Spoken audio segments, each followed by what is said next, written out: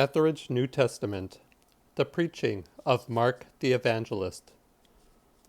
And there gathered to him Pharisees and scribes, who had come from Jerusalem. And they saw some of his disciples eating bread with their hands not washed. And they complained, for all the Jews and Pharisees, unless they carefully wash their hands, do not eat, because they hold the tradition of the elders. And coming from the market, unless they lave, they eat not.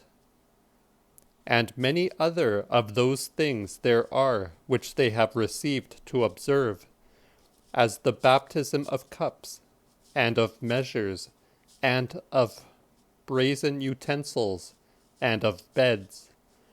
And the scribes and Pharisees questioned him, "Why do not your disciples walk according to the tradition of the elders, but, while their hands are not washed, eat bread?" But he said to them, "Well prophesied concerning you Isaiah the prophet, you hypocrites, as it is written, 'This people with their lips honor me, but their heart is very far from me. But in vain do they reverence me, while they teach the teachings of the commandments of men. For you have abandoned the commandment of God, and hold the tradition of men, as the baptisms of cups and measures, and many things like these." He said to them, moreover, "You decently suppress the commandment of God, that you may establish your tradition. For Moses hath said, 'Honor thy father and thy mother,' and whosoever curseth father and mother, the death he shall die. But you say, if a man shall say to his father or to his mother, 'My oblation be that whatever from me thou mayest profit,' and you permit him not to do anything for his father and his mother. But you reject the word of God for the sake of the tradition which you have delivered, and many similar observances to these you practice." And Jesus called the whole multitude, and said to them, "Hear me, all of you, and understand. It is not that which is without the man, and which entereth into him, that can defile him, but that which proceedeth from him, that defileth a man. He who hath ears to hear, let him hear." But when Jesus had gone into the house apart from the multitude, his disciples asked him concerning that parable. He said to them, "How dull are even you?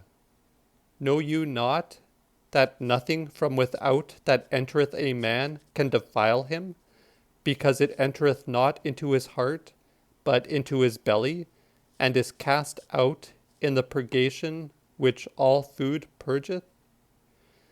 But that which proceedeth from a man, that polluteth a man. For from within, from the heart of the sons of men, go forth evil thoughts, adultery, fornication, robbery, murder, rapacity, malice, fraud, obscenity, an evil eye, blasphemy, vainglory, folly. All these evils come from within, and they defile a man." From thence Jesus arose, and went to the confine of Tyre and of Sidon, and entered into a certain house. And he was unwilling that any man should know of him, but he could not conceal. For immediately heard a certain woman concerning him, whose daughter had an unclean spirit, and she came and fell before his feet. But that woman was a Gentile of Phoenicia of Syria, and she prayed of him to cast out the demon from her daughter.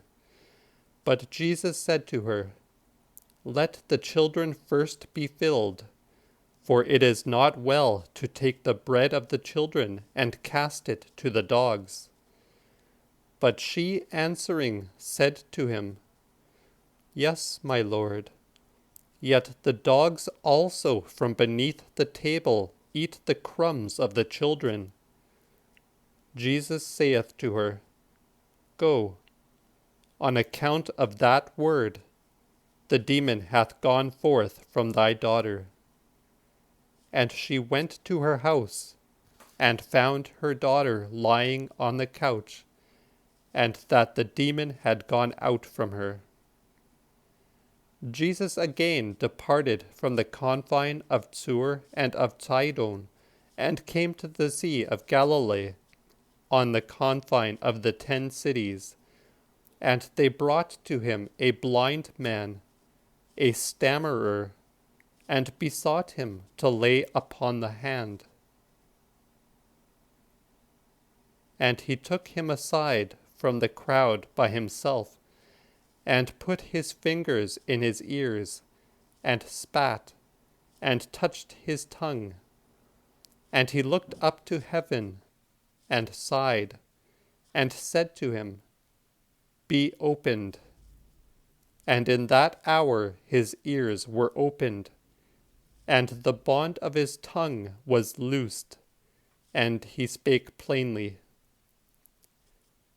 And he charged them that to no man they should tell this, but so much as he charged them, they the more proclaimed it.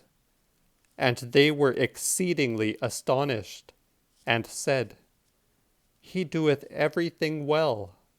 The deaf he maketh to hear, and them who spoke not to speak.